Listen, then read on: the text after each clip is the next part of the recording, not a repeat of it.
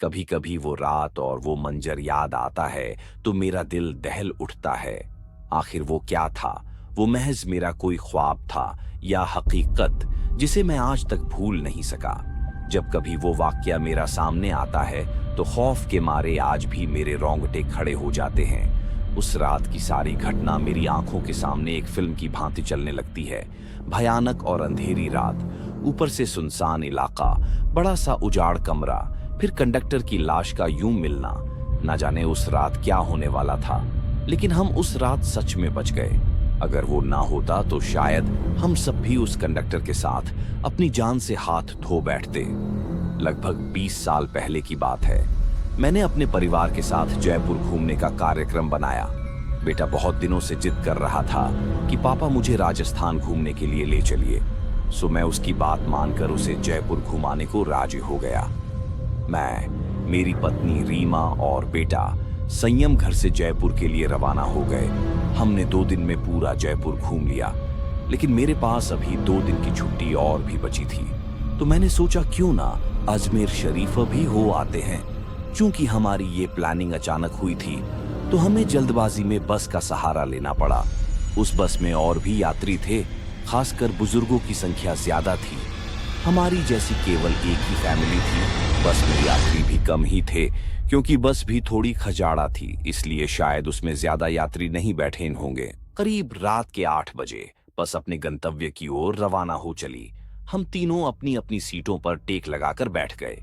संयम तो सो गया, लेकिन मुझे और रीमा को बीच बीच में हल्की हल्की झपकी सी आ जाती।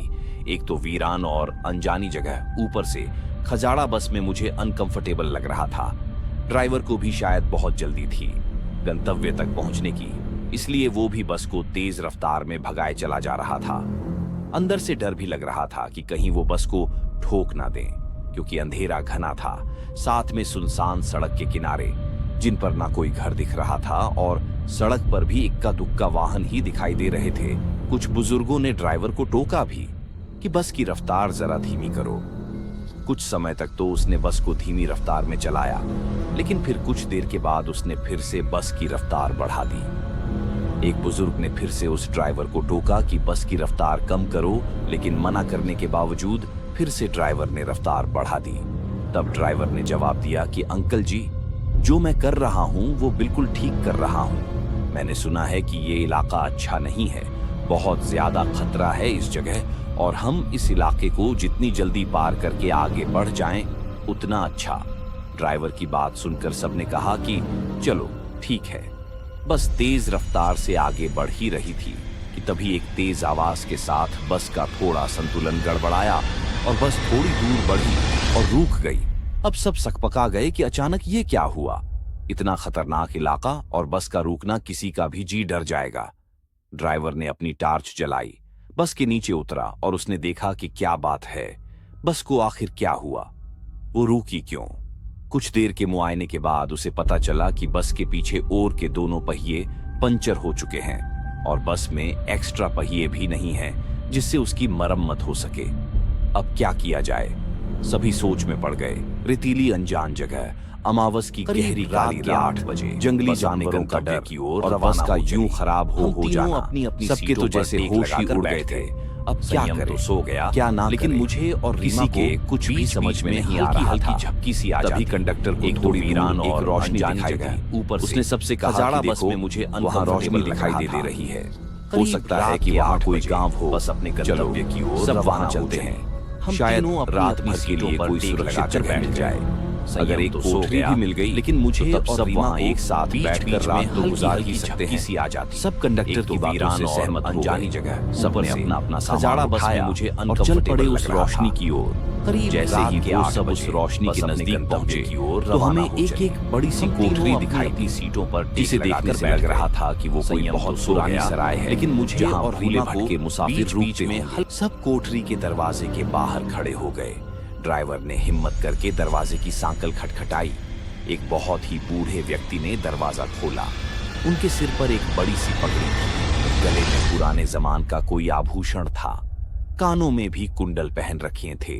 कुर्ते की ऊपर उन्होंने एक सदरी पहन रखी थी, कमर में धोती, पैरों में पुराने जमाने की ऊंट के चमड़े की बनी मोजरी पहन रखी थी और हाथ में एक बड़ा सा लठ ले रखा था। वो और उनका पहनावा बहुत ही अजीब लग रहा था। तभी कंडक्टर ने बड़ी हिम्मत करके कहा, ताऊसा, बस पंचर हो गई है। हम सबको रात गुजारने के लिए अगर आपकी कोठरी में थोड़ी जगह मिल जाती तो बड़ी मेहरबानी होती। उस कोठरी के मालिक बोले, डरने की जरूरत कोई ना है, ये सराय तो मैंने भूले भटके मुसाफिरों की मदद करने के लिए बनाई है। मैं चौधरी सुमेर सिंह और म्हारी घर वाली धन्नो ही मुसाफिरों का ख्याल रखते हैं। आप सब लोग भीतर पधारो, जो हम दोनों से बन पड़ेगा तो आपकी मदद करेंगे। कंडक्टर बोला, बहुत बहुत धन्यवाद ताऊसा, बड़ी मेहरबानी जो इस अनजान जगह में आप हमारी मदद करने को राजी हो गए। चौधरी सुमेर सिंह बोले, इसमें धन्यवाद की के बात है, ये तो म्हारा फर्ज है। म्हारे को बहुत खुशी हुई जो आप लोग म्हारे यहाँ पधारे। ये रहा पानी से भरा मटका, इस बड़ी सी डलिया में पूरियां रखी हैं और उस बड़ी सी बटलोही में आलू की तरकारी होगी। ये रहे पत्तल और आप सब अपना खाना परोस लीजिए। महिलाएं धन्नो के पास चली जाएं और पुरुष मेरे साथ आ जाएं। जल्दी से सब खाना खा लो और जिसे बाहर का काम निपटाना हो वो निपटा आए, क्योंकि 12 बजे के बाद कोई भी बाहर नहीं निकलेगा और ना मैं किसी को बाहर निकलने दूंगा और कोई भी इसका कारण नहीं पूछेगा। सबके पास अपनी अपनी हाथ घड़ी होगी।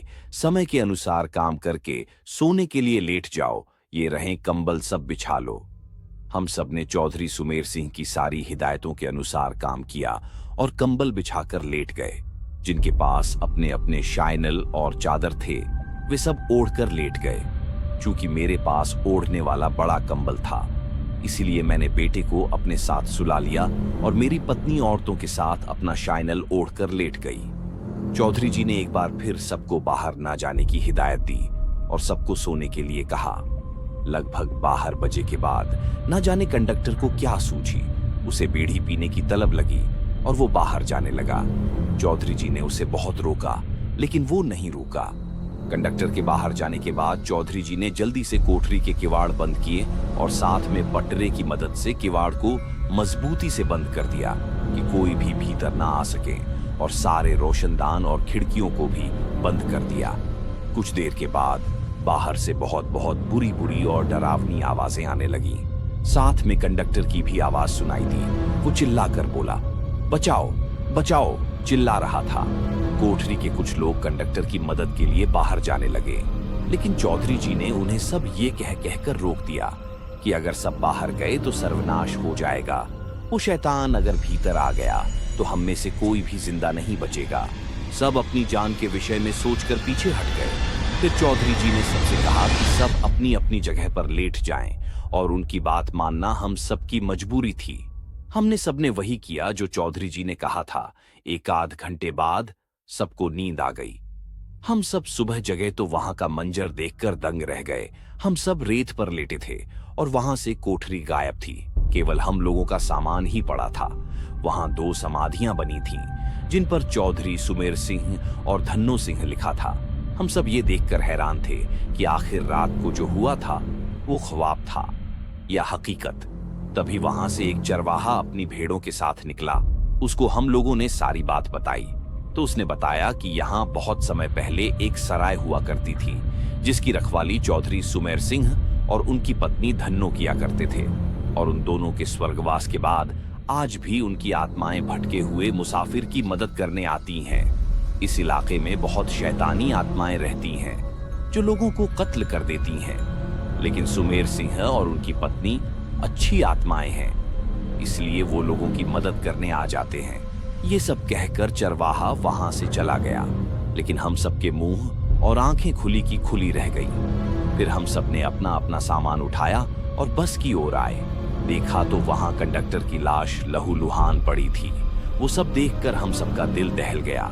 थोड़ी देर के इंतजार के बाद वहां से एक दूसरी बस गुजरी और हम सब उसमें बैठकर अपने गंतव्य को रवाना हो गए।